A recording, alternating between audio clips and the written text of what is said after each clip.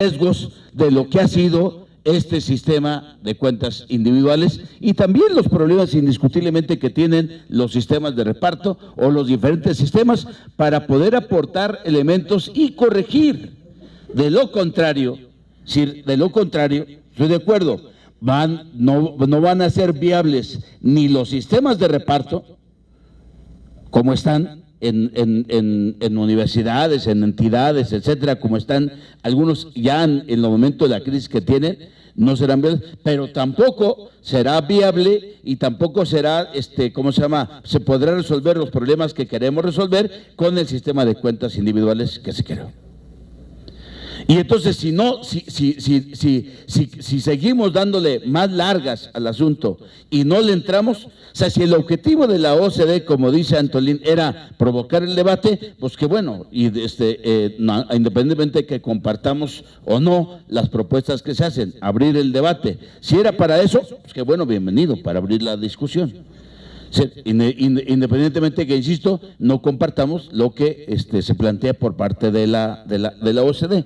Gurría estaría dispuesto, secretario general de la OCDE, a poner su pensión igual que los servidores públicos del país para topado en 10 salarios mínimos. Porque desde que salió de NAFIN tenía una pensión en aquel entonces de 60 y tantos mil pesos. Y entonces, bueno, en aquel entonces como secretario decían, digo, que la donaba a PAC, mientras que era secretario de Hacienda. Entonces, yo espero que cuando menos esté dispuesto a poner su pensión en los mismos términos del resto de los servidores públicos. Como ejemplo de esta disposición, pues de la OCDE a andar dando consejos a los países para efectos de poder caminar por el rumbo que se debe caminar. Entonces, bueno, yo ahí dejo mi comentario y le doy rápidamente la palabra a Gustavo Leal. ¿Cuándo quiere usted que intervengan? ¿Después de Gustavo o después de usted? No, o sea, si quieres, como tú quieras.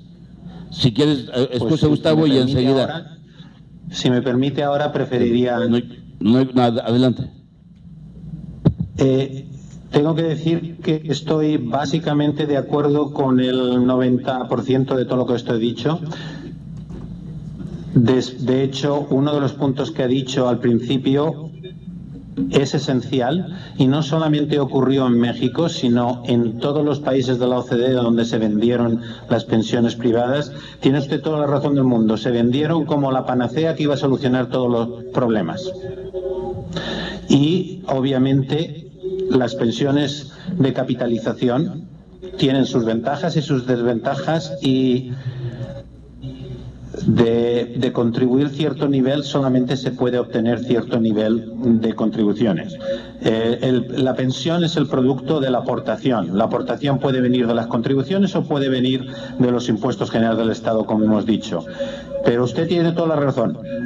Tanto en México como en la mayoría de los países de la OCDE no han cumplido las expectativas ofrecidas porque se vendieron con expectativas ilógicas. De hecho, tenemos estudios en la OCDE en donde decimos que muchas veces se vendieron como sueños. En inglés le llaman wishful thinking, o sea, deseos ensoñorizados. Entonces, usted tiene toda la razón en eso. Cuando habla sobre la pensión digna, obviamente la cuestión que nos planteamos aquí en la OCDE, y también tenemos trabajos, es primero definirla. Distintos países la definen de distinta forma, pero es algo que hay que discutir y que cada país se tiene que discutir, qué es una pensión digna y a qué nivel hay que establecerlo. Y luego, obviamente, hay que establecer cómo pagarla. Como usted bien ha dicho, pues puede haber un coste fiscal o como yo he dicho, se pueden aumentar las contribuciones, pero creo que lo mejor es una combinación de las dos cosas. Es decir, impuestos generales del Estado, como se ha propuesto otro de los expositores, para cubrir las no contributivas, que es la propuesta de la OCDE desde los años 90, y aumentar las contribuciones. Y el otro punto que quería decir es que lo que usted ha dicho sobre los beneficios de las AFORES, aunque haya habido trabajadores que hayan tenido pérdidas, si eso ha ocurrido en México y hay datos, por favor envíemelo, estaría encantado, pero es cierto que eso hay que atajarlo, y por eso en la OCDE hablamos muchísimo, y en el estudio se habla de que hay que mejorar el gobierno corporativo, porque eso a lo que se refiere usted no se puede permitir. Y de hecho el coste de manejar los fondos por las Afores, como han dicho, ha bajado, pero en el estudio de la OCDE, también poniéndolo en un contexto internacional, mostramos que es más alto que la media de la OCDE, o sea que se puede bajar. Y de hecho, como ha dicho Carlos, presidente de la CONSAR, en la OCDE se está discutiendo y hay estudios de distintas alternativas que se han implementado en distintos países de cómo reducir los costes. Él se ha referido al caso de Inglaterra de poniendo un techo, pero hay otros casos como otros países como Chile y otros. Y al final, sencillamente decir que en base a lo que usted ha hablado de sistema de reparto, sistema de capitalización, repetir, hay que tener ambos, hay que compaginarlos y tienen que complementarse. Muchas gracias. Tiene la palabra Gustavo Leal para unos comentarios. Evidentemente me voy a referir a ti, Antolini, y lo que quisiera señalar es que... ¿Puede llamarme Pablo, por favor? No tengo contigo, dado tu estudio, esa confianza, Antolini. A mi manera de ver, el gobierno mexicano desechó las recomendaciones de la OCDE, no sé si estés informado. Iba a estar en esta mesa el funcionario de la Secretaría de Hacienda, Vela, que finalmente no llegó. A mí me parece interesante lo que dijo Vela. Señaló claramente que las recomendaciones que tú habías hecho son recomendaciones que alteraban profundamente los derechos y los contratos de la generación de transición. Eso por el lado del gobierno mexicano, lo que dijo el funcionario Vela. Segundo, pero quisiera yo decir, en la visión de Carlos Ramírez, que es la Comisión Nacional de Ahorro para el Retiro, hay solo un pálido remedo de lo que es la posición de la Secretaría de Hacienda y Crédito Público. La Secretaría de Hacienda y Crédito Público tiene una curiosa visión sobre el sistema de ahorro para el retiro. Lo que piensa el gobierno mexicano es que estamos construyendo un sistema de cuentas individuales. Eso fue lo que respondió el secretario Videgaray cuando tu estudio fue entregado por Gurría a la Secretaría de Hacienda. Eso dicen otros funcionarios de menor nivel de la Secretaría de Hacienda, que estamos construyendo un sistema de cuentas individuales y que el costo de transición es alto. Como verás, son dos posiciones por parte del gobierno que preocupan, porque como nosotros dijimos hace 15 años que el sistema no iba a dar pensiones dignas, y ellos dicen que estamos construyendo un sistema de cuentas individuales caro, pues por lo pronto no vemos la posibilidad de que se ataje esta conflictiva que, como dije, se llama sistema de ahorro para el retiro y que tú, discrepo, no tratas en tu informe como sistema de ahorro para el retiro. Pocos estudios más elogiosos, las frases iniciales de tu estudio sobre las cuentas individuales y sobre el regulador. Y tú dices, Antolini, que solo aprendiste de lo que te mostraron algunos aquí en México. Pues sinceramente creo que no lo aprendiste bien. A mi manera de ver, tú no has cumplido el propósito de abrir un debate. Tú polarizaste un debate.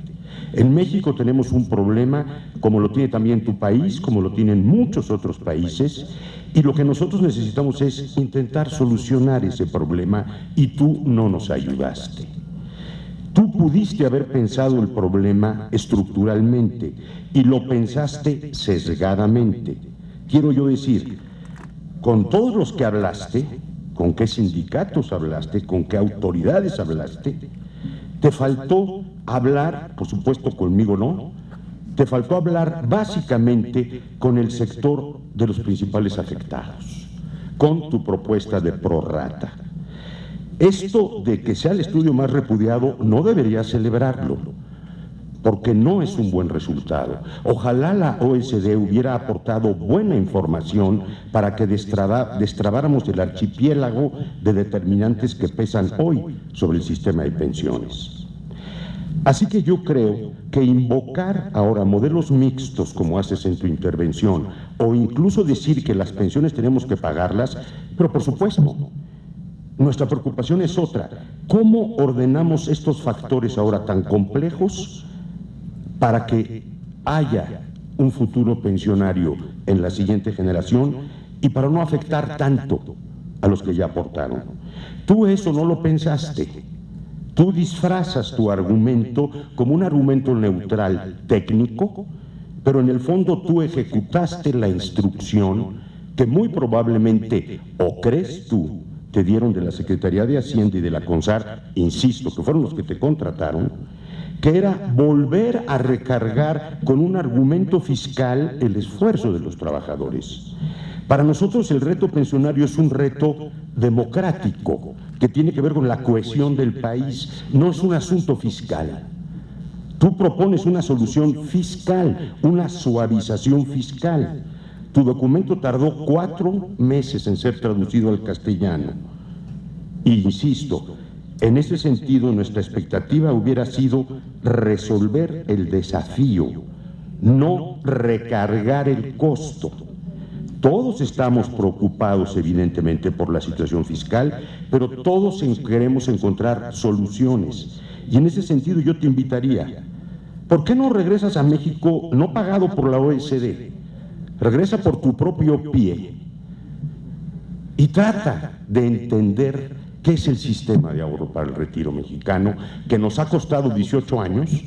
Vas a escuchar ahora a Carlos Noriega Félix, que ya lo conoces además, por parte de la Amafore. Él mismo es un ex subsecretario de Hacienda.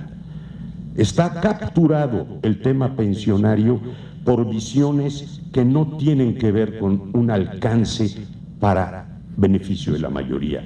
Y en ese sentido, yo te invitaría a que visites con tu propio recurso, sin la OCDE, sin ningún funcionario, quítate la barba, disfrázate y ven a México. Y me gustaría saber entonces si después de eso tienes suficiente cara, como dicen en tu país, para hacer una recomendación de ese calibre que, como te digo, no ayudó. Ese dinero no aclara el horizonte pensionario mexicano, polariza el debate y nos obliga a entrar otra vez a esta comparación de las cuentas individuales y el modelo de reparto, cuando ahí está la siguiente generación esperando un nivel de pensión y muchos que se van a jubilar que están asustados con tu recomendación.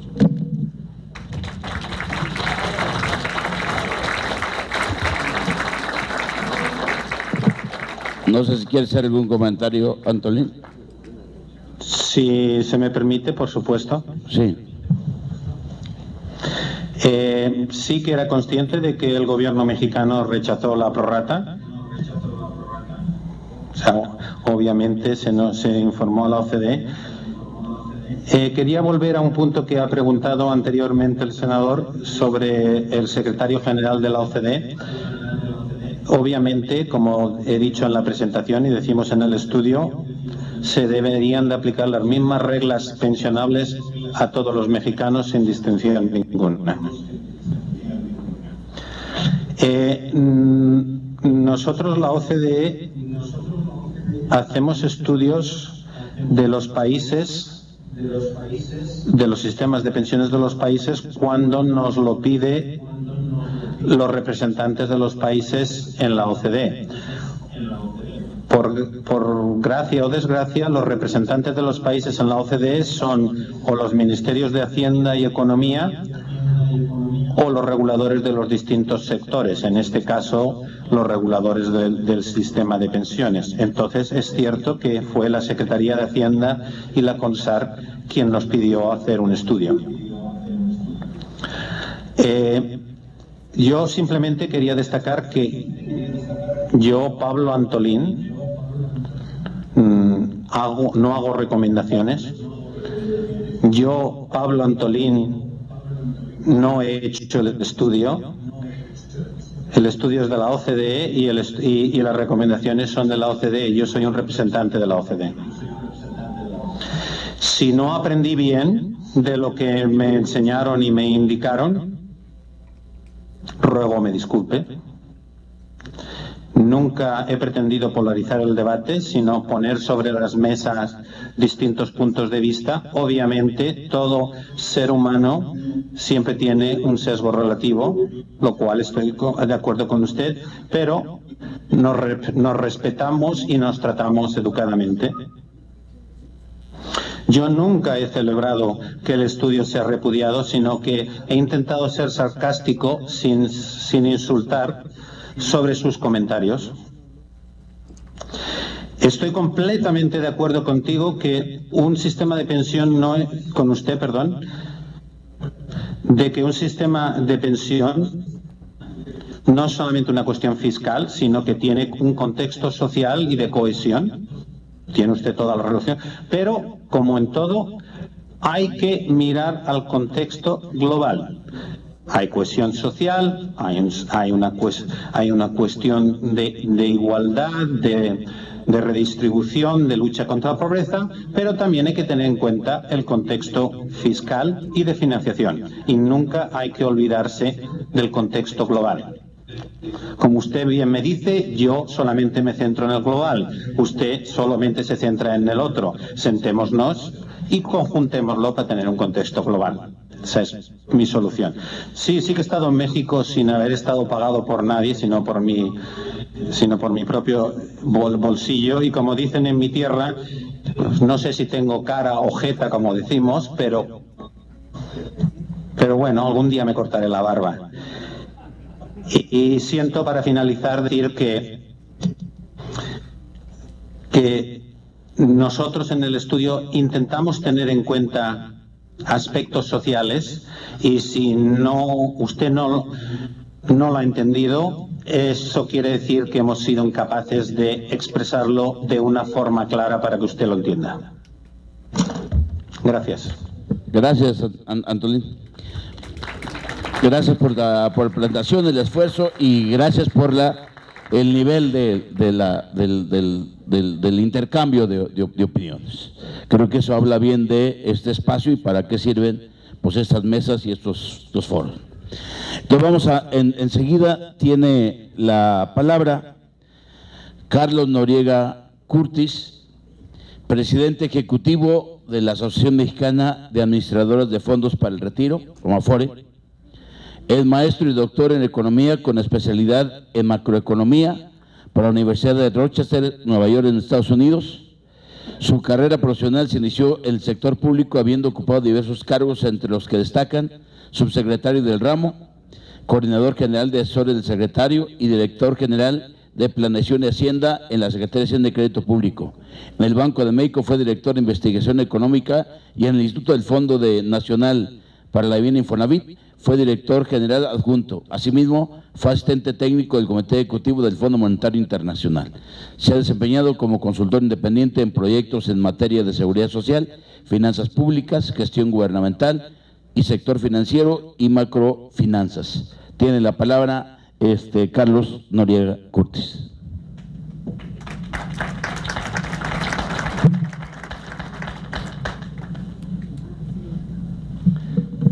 Muy buenas tardes.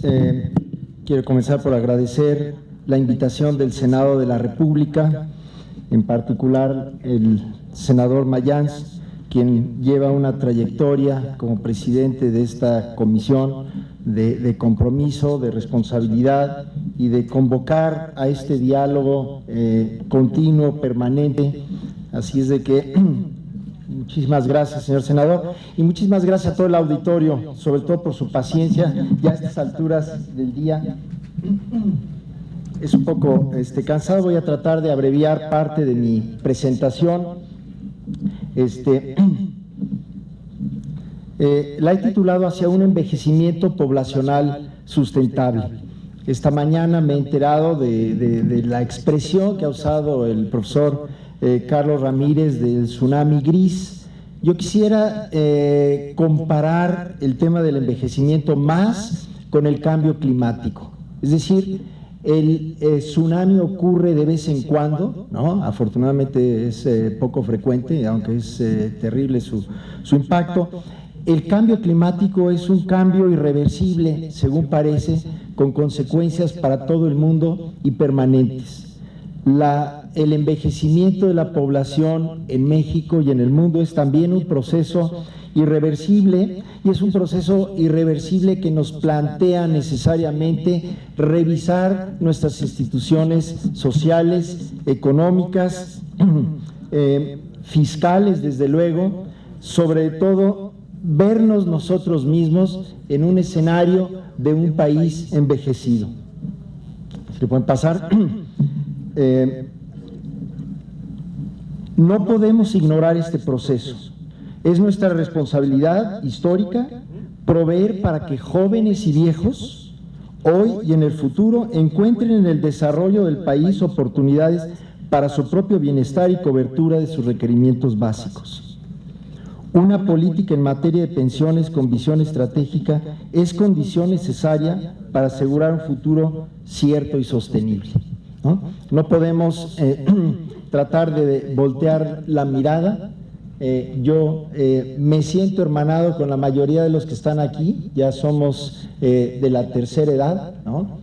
Y nosotros somos todavía una minoría en este país, pero llegará el momento en que no seamos una minoría, ¿no? ¿Cuál es el legado que queremos dejarle a las siguientes generaciones? Esta gráfica que casi todos ustedes conocen, pues ve del lado izquierdo lo que hemos llamado la pirámide poblacional actualmente y cómo se verá en el año 2050. Para empezar, yo quisiera ya dejar atrás el término de pirámide, yo más bien le llamaría una columna o un pilar, donde la base es tan ancha como la cabeza, ¿no? Es decir, ya la población joven será cada vez menor como una proporción de toda la población del país.